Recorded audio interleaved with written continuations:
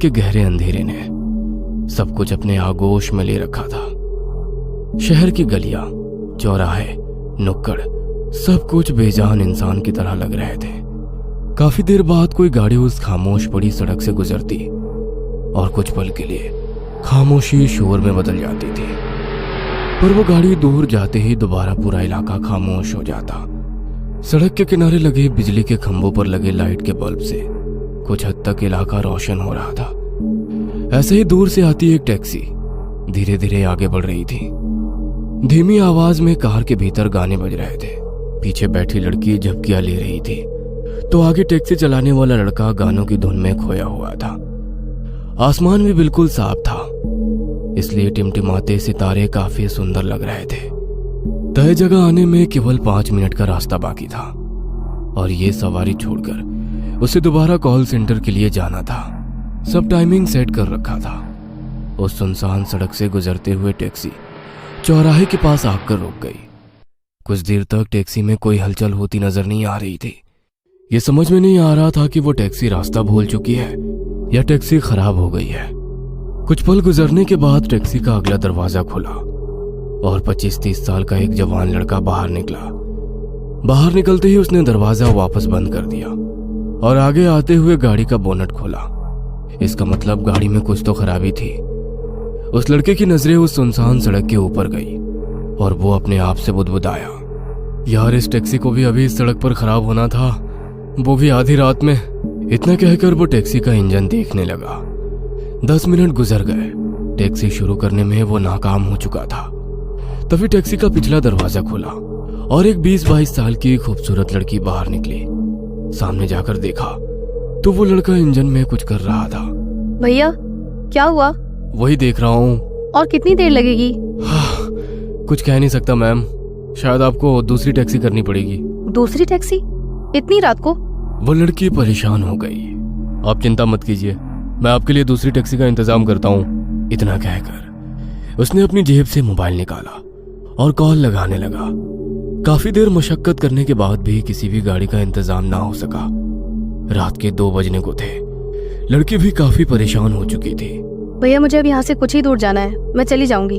अरे नहीं मैडम, आप मेरी जिम्मेदारी है, आपको अकेले नहीं जाने दे सकता, मैं भी आपके साथ चलता हूँ। गाड़ी का बोनट वैसे ही रखकर वो दोनों फ्लैट की तरफ चलने लगे।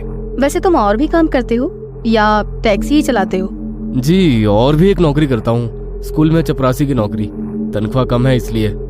वैसे आप कौन सा जॉब करती हैं? मैं कॉल सेंटर में काम करती थी। करती थी मतलब?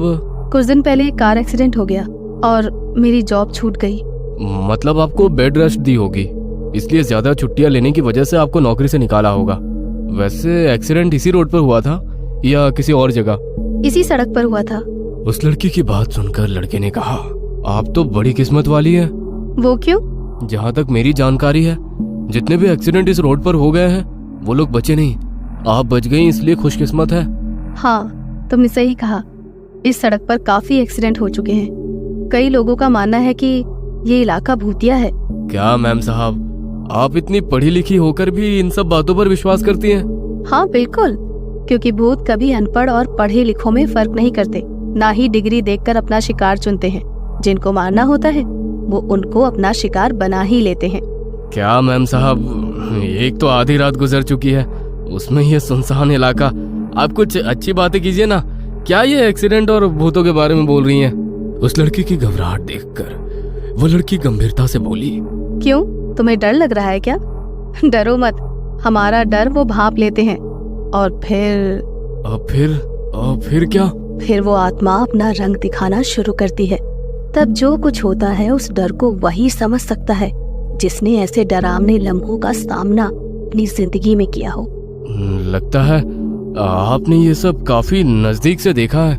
मेरे उस एक्सीडेंट के बाद मैंने काफी कुछ देखा है। वैसे तुम देखना चाहोगे? मैं इन सब पर यकीन नहीं करता, ये सब इंसानी दिमाग की उपज है। उस लड़की की बात सुनकर लड़की ने थोड़ा मुस्कुराकर कहा, सही कहा तुमने, ये सब इंसानी दिमाग की उपज है। वैसे क्या तुम भगवान पर यकीन करते हो?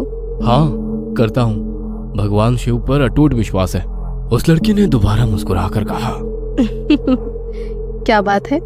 मतलब शिव जी का एक भक्त शिव जी के दूसरे भक्तों का अस्तित्व ही नहीं मान रहा? मतलब मैं कुछ समझा नहीं। समझ के करोगे भी क्या?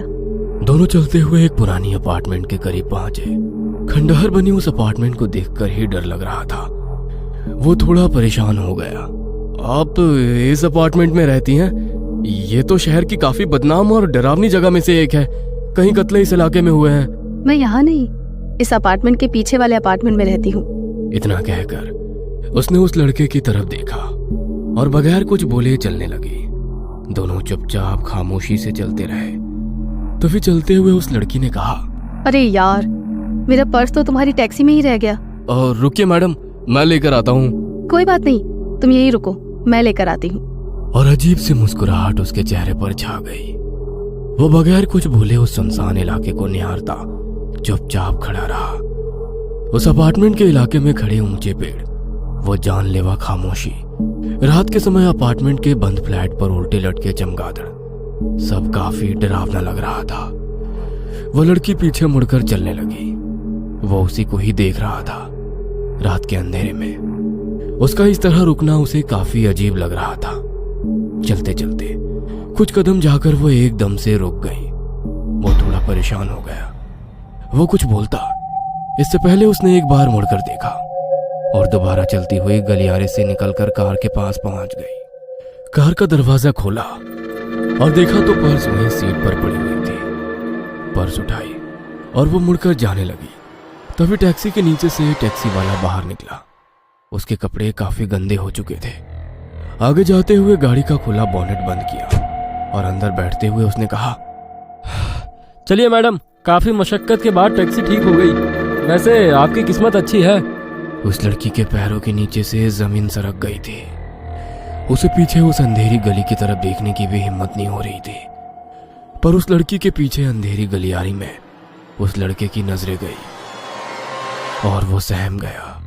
उसके मुंह से शब्द नहीं निकल रहे थे।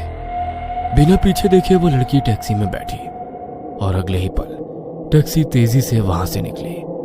लड़की काफी डर चुकी थी। कांपती हुई आवाज में उसने टैक्सी ड्राइवर से पूछा, तुम इतना क्यों डर गए? आपके पीछे उस अंधेरी गलियारी से कोई दौड़ता हुआ हमारी तरफ आ रहा था। शायद कोई चोर या लुटेरा होगा। उस लड़की ने कांपती हुई आवाज में कहा। वो चोर या लुटेरा नहीं था। तो फिर कौन था? अगर मैं बताऊंगी तो भी तुम मुझ पर यकीन नहीं करोगे। मतलब हुआ क्या है? अभी अभी मुझे हॉन्टेड एक्सपीरियंस हुआ। Haunted experience? तुमने अभी उस गलियारे से जिसे हमारी तरफ आते देखा, वो कोई चोर लुटेरा नहीं बल्कि एक आत्मा थी। मैडम, आप ठीक तो हैं? मैंने कहा था ना, मेरा यकीन नहीं करोगे। आपको कैसे पता चला कि वो आत्मा है, जबकि आपने पीछे देखा भी नहीं था? क्योंकि गाड़ी खराब होने के बाद मैं तुम्हारे साथ ही मेरे अपार्टमेंट की तरफ जा रही थी। मेरा पर्स तुम्हारी टैक्सी में छूटा था, इसीलिए वापस लौटी तो तुम अभी अपनी वही कार ठीक कर रहे थे। तुम्हें देख मैं हैरान रह गई, पर जब तुमने किसी के दौड़ कर आने का जिक्र किया तो मैं समझ गई कि बात कुछ और है। इतना कहकर उस लड़की ने पीछे झांक कर देखा तो सड़क पर एक इंसानी आकृति खड़ी नजर आ रही थी। ड्राइवर के सिर के पास लगे शीशे में देखकर बोली, सच कहूं तो उस दिन हुए एक्सीडेंट में भी मैं बाल बाल बची थी और आज भी मैं बाल बाल बची हूँ। और पीछे की सीट पर आराम से बैठ गई। तभी उस लड़के ने कहा, मतलब तुम्हें अभी भी लगता है कि उस दिन की तरह तुम आज भी बचोगी? और गाड़ी की रफ्तार तेज करते हुए एक डरावनी मुस्कुराहट उस लड़के के चेहरे पर छा गई। पीछे सड़क पर खड़ा वो लड़का हैरानी से अपनी तेज रफ्तार कार को देखता रह गया।